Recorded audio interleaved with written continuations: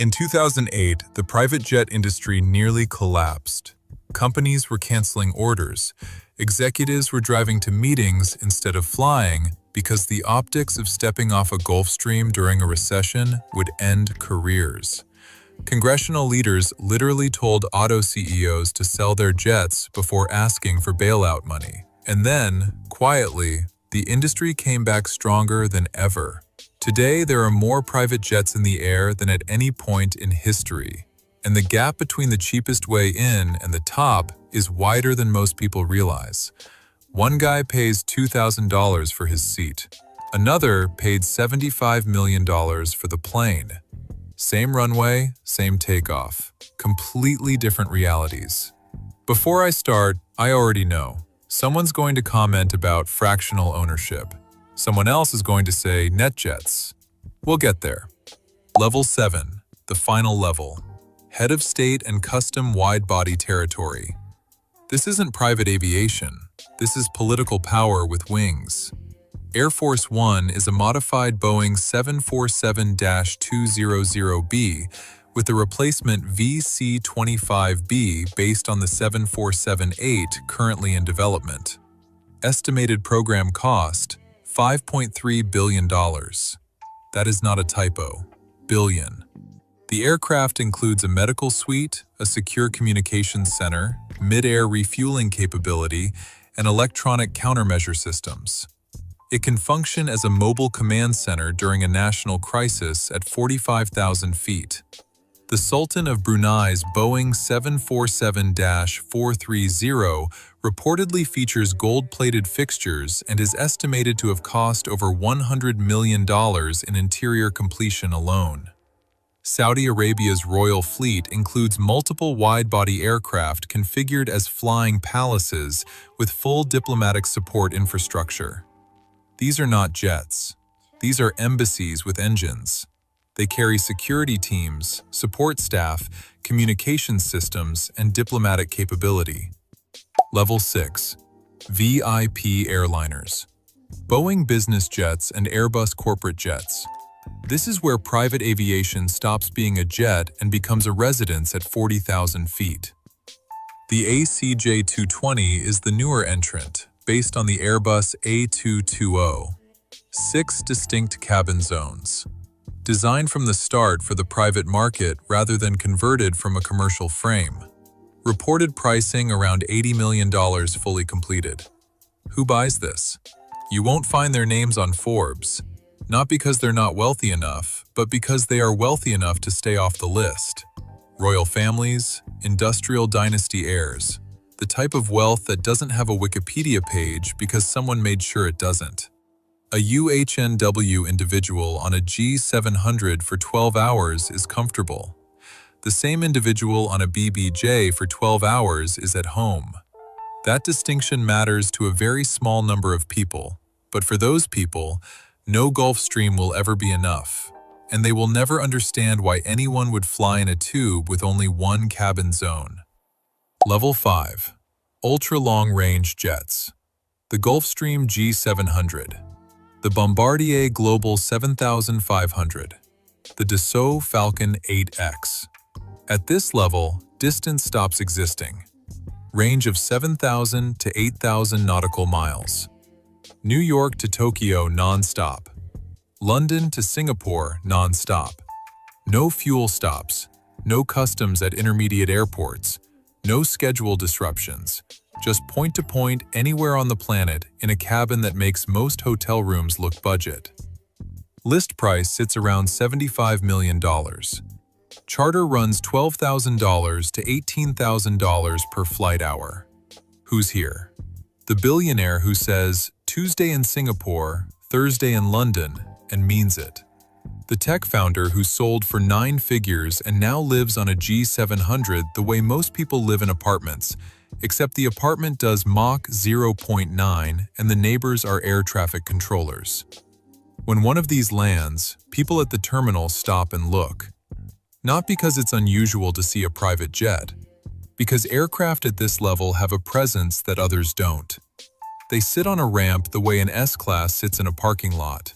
Everything above this level is a choice made for reasons that go beyond aviation. Level 4. Heavy jets. The Challenger 650, the Gulfstream G280, the Legacy 650. This is the first time the cabin matters as much as the destination. Seats 12 to 16. Range of 4,000 to 6,000 miles. Charter cost of $10,000 to $16,000 per flight hour. Full galleys where a flight attendant prepares actual meals. Multiple cabin zones. Sleeping configurations. Entertainment systems. Conference layouts. The jet is no longer competing with commercial first class. It's competing with a hotel suite and winning. Below this level, you fly private because it saves time. At this level, you fly private because the experience itself has value. Board meetings in the air. Deal negotiations landing 6 hours ahead of schedule. Families flying coast to coast with children sleeping in a separate cabin zone while the parents have dinner 2 rows forward as if nothing unusual is happening. Who lives here? The PE fund managing partner who flies 250 hours a year. His fractional share costs less per hour than chartering, and his assistant books trips the way other assistants book conference rooms. The plane is not a perk. It is a shared corporate asset that happens to also go skiing. This is also where ownership first makes financial sense for frequent flyers. And from here, the numbers start separating wealth from serious wealth. Level 3. Midsize and super-midsize jets. This is where private aviation stops feeling like a workaround and starts operating as serious business infrastructure. Midsize jets like the Citation Latitude or Learjet 60, super-mids like the Citation Longitude, Challenger 350, or Praetor 600. Seats 8 to 10, range of 3,000 to 4,000 miles. Charter cost of $6,000 to $12,000 per flight hour. Stand-up cabins, enclosed lavatories, enough room to hold a meeting, eat a meal, or sleep flat on a transcontinental flight. New York to LA non-stop. That capability changes the function entirely. It stops being a taxi with wings and starts being an office with a runway. A commercial itinerary from New York to 3 regional cities takes 2 days. A super-mid does it in 1, and you sleep in your own bed that night. Who owns this? The family office that looked at the flight department budget and realized chartering 200 hours a year was already costing more than a fractional share. The Challenger 350 is the sweet spot of the entire private aviation market. Enough range, enough cabin, reasonable operating costs. Most serious charter clients settle here and never move up. And most of them will tell you the same thing. They didn't move to private jets because they wanted luxury. They moved because the lost time was costing more than the jet. Level 2. On-demand charter. Light jets. This is where private aviation actually begins. You pick the departure time. You pick the airport. The plane waits for you, not the other way around. Light jets seat 6 to 8 passengers. Range of roughly 1,500 to 2,000 miles. Think Citation CJ3, Phenom 300, Honda Jet. Charter cost runs $4,000 to $8,000 per flight hour. A round trip from New York to Miami lands around $25,000 to $35,000 all in. But the experience is fundamentally different from Level 1 because you control the schedule. Wheels up when you're ready. Land at the airport closest to your destination, not the hub 2 hours away. Who's here? The mid-market CEO who flies commercial 90% of the time, but charters when 3 meetings need to happen in 2 cities in 1 day. The law firm partner taking 4 associates to a closing in another state who realized the charter costs less than 5 last-minute business class tickets plus the hotel night they'd need if they flew commercial. This is the level where someone does the math for the first time, shows it to their CFO, and the CFO stares at the spreadsheet for a long time before quietly saying yes. Not often, but the math is closer than most people think. And that realization is what pulls people deeper into private aviation. Level 1. The entry point. Semi-private and empty leg flights. This is where most people first experience private aviation, and it's designed to make you feel like you've arrived when you haven't quite arrived yet. Empty legs are repositioning flights. A jet needs to fly somewhere to pick up its next client, and instead of flying empty, operators sell seats for a fraction of the normal price.